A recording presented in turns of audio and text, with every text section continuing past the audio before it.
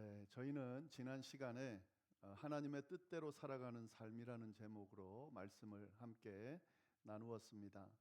데살로니가 전서 5장 16절부터 18절까지의 말씀을 통해서 하나님의 뜻대로 살아가는 삶은 항상 기뻐하고 쉬지 말고 기도하고 범사에 감사하는 삶이다라는 사실을 함께 나누었습니다. 오늘은 좀 더 구체적으로 또 자세하게 하나님의 뜻대로 살아간다는 것이 어떤 삶인지 그 세 삶을 하나씩 구분해서 좀 더 깊이 나누도록 하겠습니다. 오늘은 항상 기뻐하는 삶, 그것이 하나님의 뜻대로 살아가는 삶이라는 것에 대해서 함께 나누도록 하겠습니다. 그리스도인으로서 하나님의 뜻대로 살아간다라고 하는 것은 항상 기뻐하며 살아가는 것을 의미합니다. 하나님께서는 당신의 백성들을 향해서 그들이 항상 기뻐하며 살기를 간절히 원하고 계십니다. 마치 부모가 자신이 낳은 아이들을 지켜보면서 항상 기쁘고 행복하게 살았으면 좋겠다라고 바라는 것처럼 하나님께서도 당신의 백성들이 하나님 안에서 기뻐하면서 즐거워하면서 그렇게 살기를 바라십니다. 그래서 하나님이 항상 기뻐해라 이렇게 강조하고 말씀하고 또 명령하고 계신 겁니다. 그리스도인이 되고 나면 변화들이 일어나는데 그 변화 중에 큰 변화 중에 하나가 뭐냐면 기뻐하며 살 수 있게 된다 하는 겁니다. 물론 예수 믿기 전에도 그리스도인이 되기 전에도 기뻐하며 살 수 있지만 예수님을 믿고 난 후에 구원받고 나면 기뻐하며 사는 것이 무엇인지를 알게 됩니다. 더 나아가서는 항상 기뻐하며 살 수 있게 됩니다. 많은 믿음의 선배들을 보면 그들의 삶을 쭉 보면은 한마디로 말한다면 기뻐하며 산 삶이다. 이렇게 저희가 볼 수 있고 정의할 수 있습니다. 그들은 항상 기뻐하며 살았다는 것을 우리가 볼 수가 있습니다. 우리도 그렇게 살고 싶지만 그게 잘 안 되지만 그 믿음의 선배들의 삶을 보면 어떤 상황에서도 항상 기뻐하는 삶을 살았다는 것을 우리가 볼 수가 있습니다. 참 부러운 그런 삶의 모습이죠. 그리스도인이 되었다라고 하는 것은 이렇듯 항상 기뻐하는 삶을 살게 되었다라고 하는 의미가 그 안에 포함되어 있습니다. 자, 그런데 이에 대해서 의문이 생길 수가 있죠. 나는 그리스도인인데 그리스도인이 되었는데 나는 왜 항상 기뻐하며 살지 못하는가, 이렇게 생각하는 분들이 있겠죠. 그리스도인이라고 하는 사람들을 보면 나도 그렇지만 그들의 삶을 보면 항상 기뻐하며 사는 것 같지는 않은데 왜 그리스도인이 되면 항상 기뻐하며 살 수 있게 됐다고 이야기하는가, 그런 의문들이 생길 수가 있습니다. 그건 당연한 겁니다. 충분히 가질 수 있는 생각입니다. 이 세상을 사는 동안 우리가 항상 기뻐하며 살 수 있느냐 했을 때 쉽지가 않습니다. 이 세상 가운데 항상 기뻐하면서 살 수 없습니다. 왜냐하면 이 기뻐할 조건들이 계속해서 주어지는 것이 아니기 때문에 그렇습니다. 우리가 늘 바라는 것은 기뻐할 조건들이 계속 되어져서 항상 기뻐하며 살고 싶은데 삶을 조금만 살아보면 기뻐할 조건들이 계속 넘쳐나는 것은 아니거든요. 그리고 항상 기뻐할 조건들이 주어지는 것은 아니거든요. 그렇기 때문에 항상 기뻐하며 산다는 것은 쉽지 않습니다. 아니, 어떤 면에서는 불가능하게 보이기도 합니다. 그래서 그렇게 느끼는 것은 너무도 당연한 겁니다. 이게 바로 현실이기 때문에 그렇습니다. 그런데 참 궁금한 것은 그런 현실인데 분명히 하나님도 알고 계실 텐데 성경을 보면 그런 현실 가운데서도 여전히 뭐라고 그러시냐면 항상 기뻐하라 이렇게 말씀하고 계신다는 거죠. 그냥 말씀만 하는 게 아니라 지난주 제가 말씀드렸잖아요. 명령하고 계신다는 거죠. 항상 기뻐할 수 없는 삶인데, 그게 현실인데, 쉽지 않은데, 불가능해 보이는데 왜 성경은 우리로 하여금 항상 기뻐하라고 명령하고 계실까? 당연히 중요하고 필요하기 때문에 그렇게 말씀하시는 거겠죠. 그러니까 잘 안 되더라도 그렇게 해보라고 강조하는 것일 수 있겠죠. 그런데 여러분, 단순히 그런 의미로 이렇게 항상 기뻐하라라고 강조하시는 것은 분명히 아닐 거라는 거죠. 성경은 가능한 것을 요구하신다. 늘 기억하시기를 바랍니다. 항상 기뻐하라. 하나님이 그렇게 명령하셨다면 항상 기뻐하는 것이 가능하기 때문에 우리에게 말씀하시는 것이다 하는 거죠. 항상 기뻐하는 것 가능합니다. 항상 기뻐하는 삶을 살 수 있습니다. 성경이 그렇게 이야기했기 때문에 항상 기뻐할 수 있습니다. 성경에 보면은요, 이 항상 기뻐하라는 말이 표현이 딱 요 항상 기뻐하라 이 표현이 두 군데 나와요. 우리가 지난번 주에 나눈 데살로니가전서 5장 16절 거기에 항상 기뻐하라 이렇게 나오죠. 그리고 또 어디 나오냐면 오늘 본문 빌립보서 4장 4절에 나옵니다. 주 안에서 항상 기뻐하라. 내가 다시 말하노니 기뻐하라. 항상 기뻐하라 이렇게 두 번에 걸쳐서 성경에 나온다는 거죠. 지난주 나눈 내용도 있지만 오늘 빌립보서에 나오는 이 내용에도 항상 기뻐하라는 내용이 나온다 하는 거죠. 오늘은 그래서 빌립보서에 나오는 내용을 가지고 항상 기뻐하라라는 이 말씀을 좀 더 들여다보도록 하겠습니다. 사도 바울이 데살로니가 교회를 향해서 편지를 쓰고 그 편지 안에다가 항상 기뻐하라라고 했는데 이 빌립보 교회에다가도 편지를 쓰면서 항상 기뻐하라 이렇게 편지 내용을 쓰고 있습니다. 그런데 잘 보면은요, 데살로니가 교회 상황이나 빌립보 교회 상황이나 똑같았습니다. 제가 지난주에 데살로니가 교회 상황이 쉽지 않았다 그랬잖아요. 어려웠다 그랬잖아요. 성도들이 힘든 가운데 있다고 그랬잖아요. 근데 그들을 향해서 항상 기뻐하라 이렇게 이야기했다 그랬잖아요. 근데 빌립보 교회도 마찬가지입니다. 이 빌립보 교회도 지금 편지를 쓰는 이 상황이 좋을 때가 아니었습니다. 특히 그 교회를 구성하고 있는 사람들 중에 핵심되는 지도자들 간에 분쟁이 생겨가지고요, 굉장히 문제가 있을 그때였습니다. 그래서 교회가 분열되고 깨질 위기까지 가는 그런 상황 가운데 있는 빌립보 교회를 향해서 바울은 뭐라고 이야기하냐면 항상 기뻐하라 이렇게 이야기하고 있다는 거죠. 아니 명령하고 있다는 거죠. 기뻐할 수 없는 상황인데 왜 빌립보 교회를 향해서 기뻐하라고 항상 기뻐하라고 이야기할까? 또 어떤 면에서는요, 데살로니가 교회 때보다 더 강해요. 말씀 다시 보시면은 데살로니가 교회는 이렇게 이야기를 했습니다.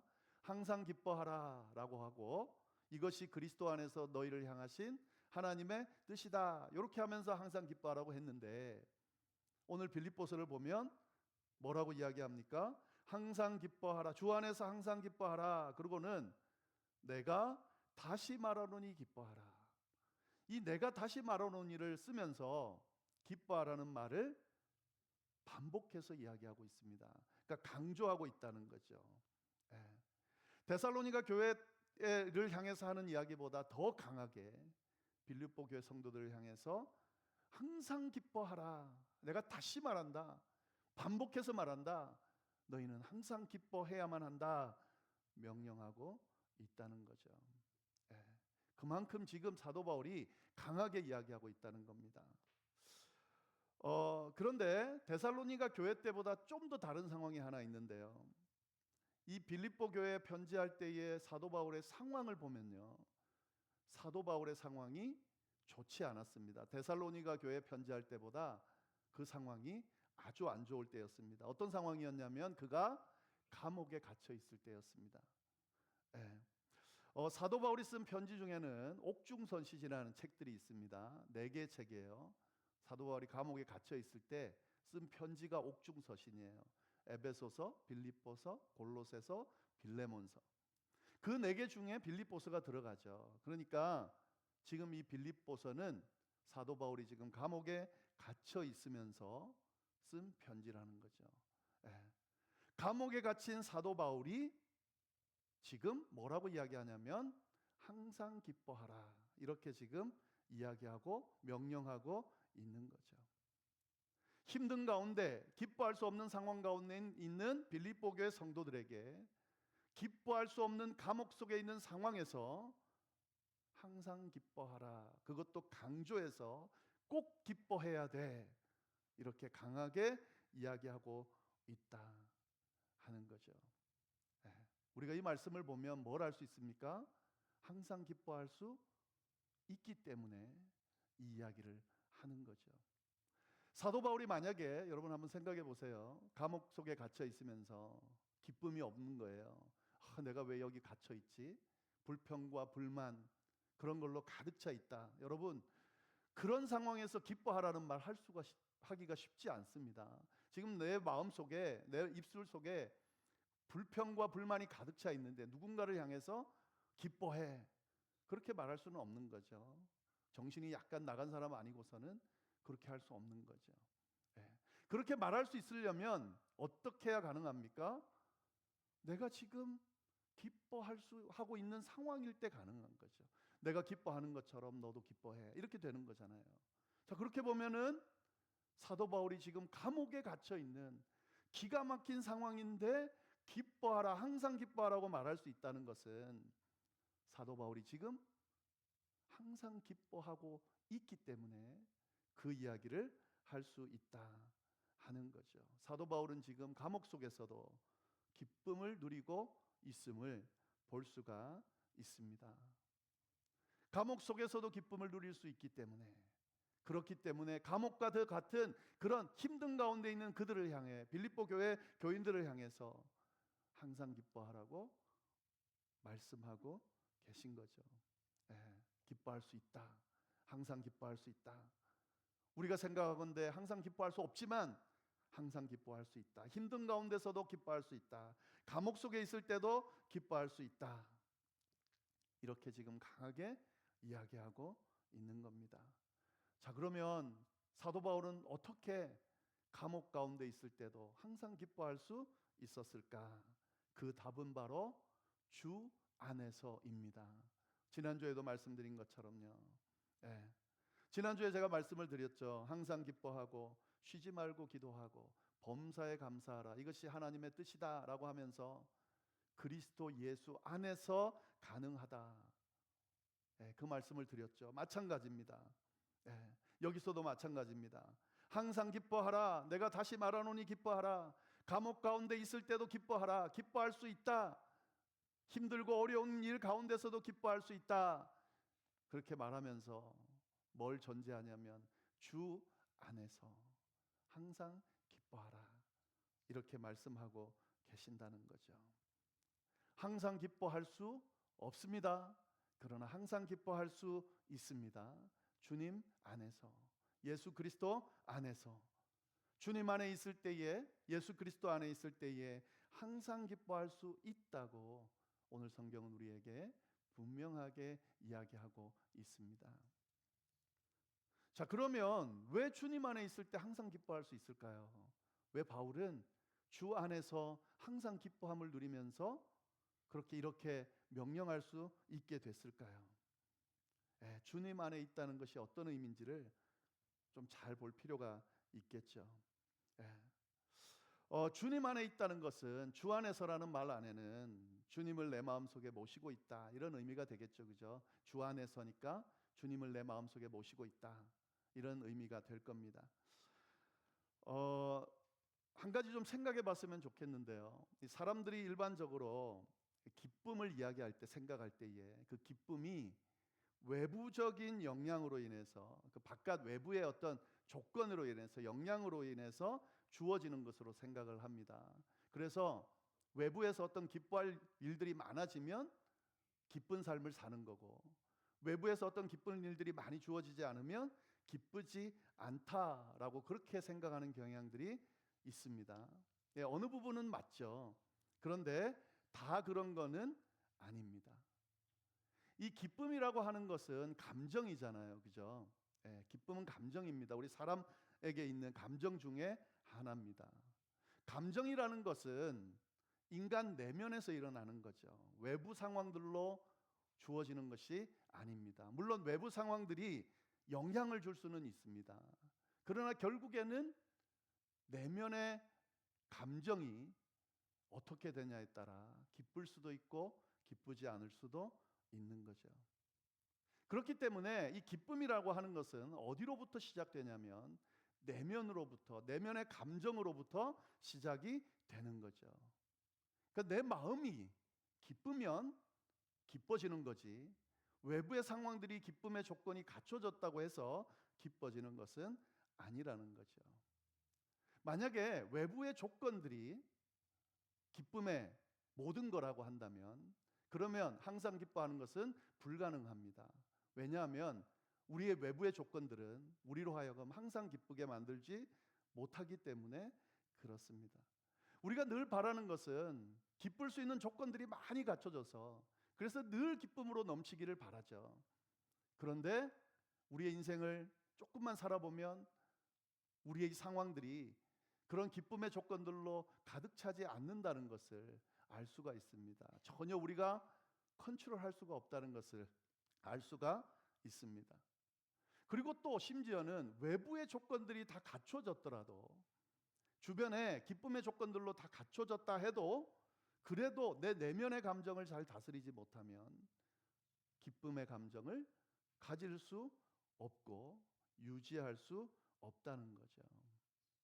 기쁨은 내면으로부터 주어지는 겁니다. 그래서 많은 종교들이요, 이 기쁨을 얻기 위해서, 평안을 얻기 위해서 뭘 다스리죠? 마음을 다스립니다. 외부의 조건을 다스리는 게 아니에요. 막 기쁨의 조건들, 평안의 조건들을 어떻게든 만들어내 가지고 그걸 찾아내면 기쁠 거로 생각하고 그렇게 열심을 내지 않습니다. 진짜 고등 종교로 가면 갈수록 마음을 다스려요. 근데 그 마음을 다스릴 때에 어떻게 하냐면 비워내는 거죠.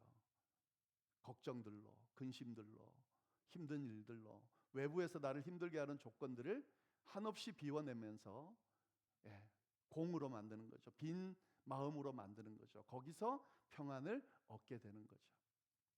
여러분, 이렇듯 기쁨이라고 하는 것은 철저하게 내면을 어떻게 다스리냐로부터 주어진다는 것을 우리가 먼저 이해할 필요가 있습니다. 그러면 우리가 항상 기뻐하려면 뭐가 다스려져야 될까요? 내면이 다스려져야 되겠죠. 내면이 기쁨으로 가득 차야 되겠죠. 내면을 어떻게 기쁨으로 가득 채울 수 있을까? 비우면 가능하겠죠.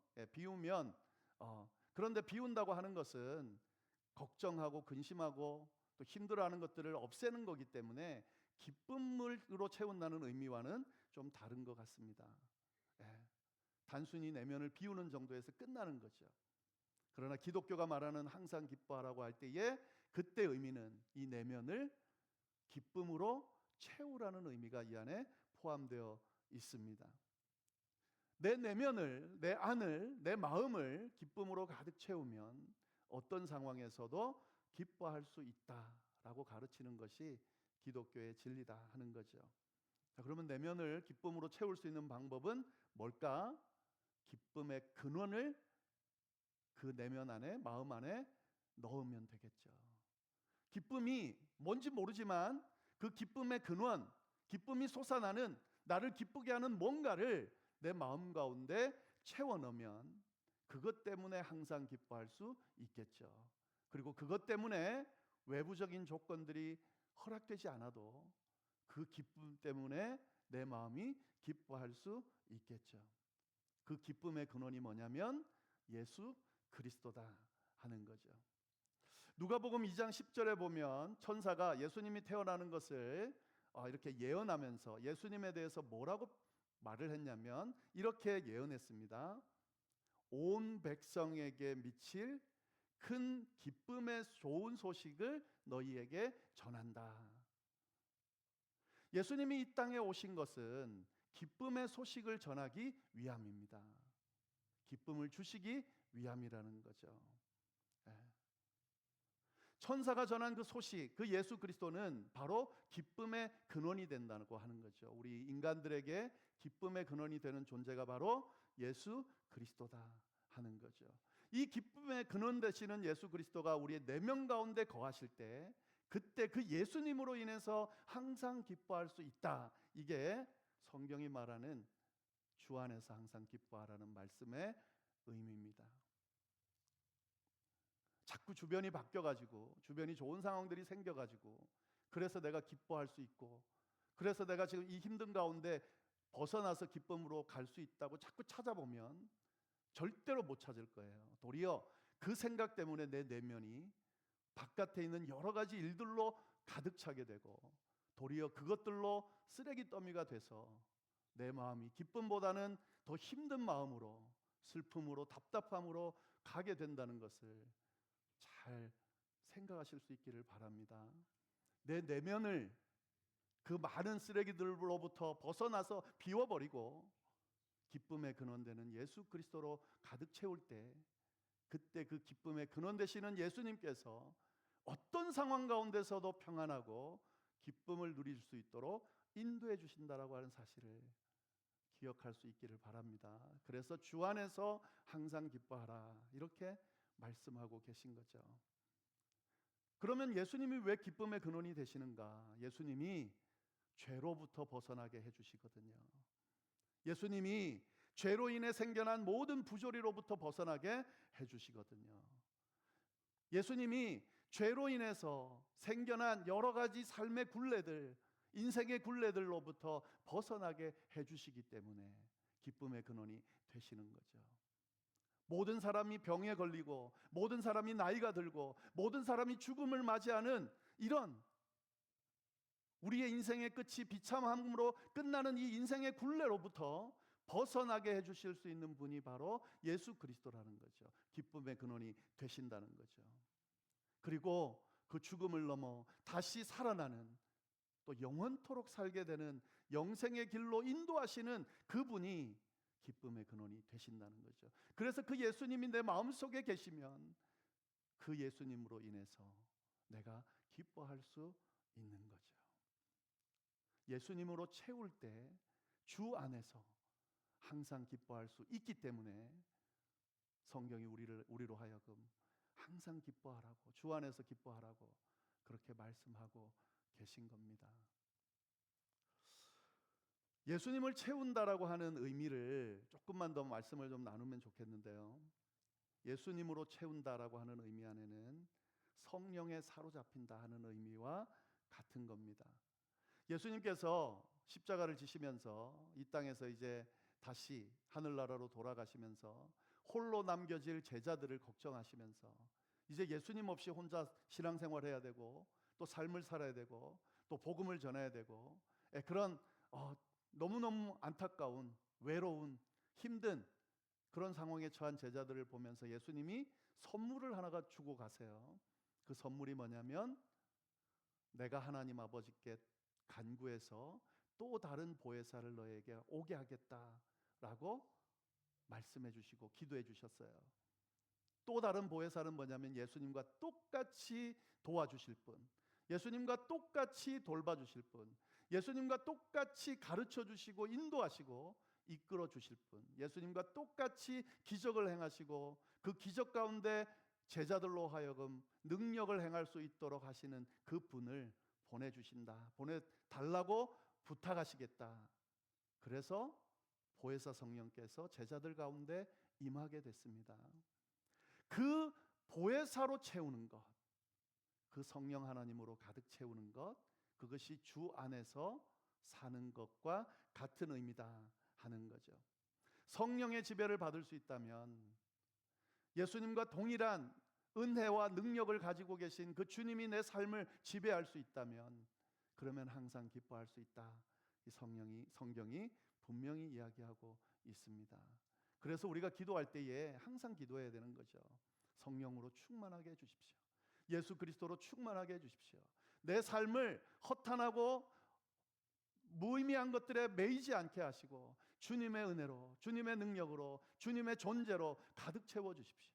그래서 주님께서 주시는 그 은혜들이 내 삶 가운데, 내 마음 가운데 넘치게 해주셔서 거기서 솟아나는 참된 기쁨과 참된 평안을 가지고 아직까지 살아야 되는 이 삶의 여정을 살아내게 해주십시오.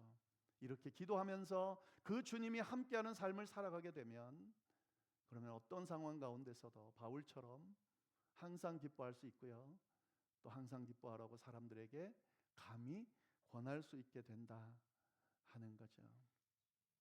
이게 우리의 신앙생활하는 사람들에게 주어진 은혜입니다. 항상 기뻐할 수 있습니다. 주님이 우리 가운데 역사하시고, 그 역사하시는 주님께서 우리를 버리지 않으시고 고아처럼 내버려 두지 않으시고 지키시고 인도하고 계십니다. 그 주님을, 그 주님의 음성을, 주님의 동행하심을 느끼면서 그 주님의 손 붙들고 한 발 한 발 걸어가면 쉽지 않겠죠. 어렵겠죠. 여러 가지 신경 쓰는 일들이 많겠죠. 그러나 그 주님께서 주시는 기쁨과 평안으로 가득 차게 될 거고, 그 주님이 주시는 평안과 기쁨으로 감히 우리에게 주어지는 여러 어려움들을 이겨내면서 그렇게 넉넉히 승리하며 살아갈 수 있게 될 겁니다. 이것이 하나님께서 우리를 향한 뜻입니다. 그렇게 주 안에서 항상 기뻐하며 살아가라고 하나님께서 지금도 간절하게 원하시면서 그렇게 우리를 인도하고 계신다는 사실을 믿고 이 신앙 가지고 한 발 한 발 잘 감당해 내시기를, 그래서 우리에게 주어진 삶의 여정을, 신앙의 여정을 잘 승리로 이끌어내시기를 간절히 바랍니다. 기도하겠습니다. 하나님 아버지, 참으로 감사합니다. 귀한 말씀으로 우리를 깨우쳐 주시고, 특별히 하나님 말씀 가운데 참된 기쁨, 참된 평안으로 우리를 채워주심에 감사를 드립니다. 주 안에서 항상 기뻐하라, 이 말씀 기억하면서 우리의 삶을, 우리의 마음을 주님으로 채우고 그 주님께서 주시는 기쁨으로 가득 찬 그런 삶을 살아가는 우리 모두가 될 수 있도록 주여 인도하여 주옵소서. 지금 기뻐할 수 없는 상황 가운데 도무지 기뻐할 수 없는 그런 마음으로 힘들게 하루하루 버겁게 살아가는 그런 하나님의 백성들이 있다면, 그 시선을 그 힘든 상황으로부터 벗어나서 주님을 향하게 하시고 주님께서 채우시는 그 기쁨의 근원으로 우리의 삶을, 마음을 가득 채우게 해주셔서 주님 안에서 주님의 능력으로 그 모든 것들을 능히 감당하는 역사가 일어날 수 있도록 주여 인도하여 주옵소서. 그렇게 해주시리라 믿고 이 모든 말씀을 우리를 구원하신 예수님의 이름으로 기도드립니다. 아멘.